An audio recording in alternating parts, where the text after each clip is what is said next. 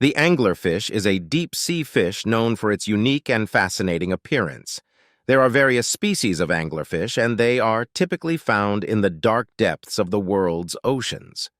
One of the most distinctive features of the anglerfish is the bioluminescent lure that hangs in front of its mouth. The anglerfish uses this lure to attract prey in the darkness where it lives. The glowing appendage mimics the movements of small organisms, enticing other fish to approach. Once a potential meal gets close enough, the anglerfish captures it with its large mouth, which is equipped with sharp teeth. Anglerfish exhibit sexual dimorphism, where the females are significantly larger than the males.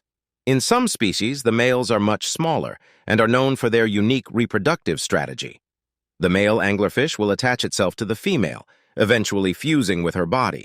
The male then loses its eyes, internal organs, and most of its bodily functions, relying on the female for nutrients and reproductive purposes. These deep-sea creatures have adapted to survive in extreme conditions, such as high pressure and low temperatures found in the deep ocean. Their unusual appearance and behaviors make them a subject of interest for scientists studying marine life in the deep sea.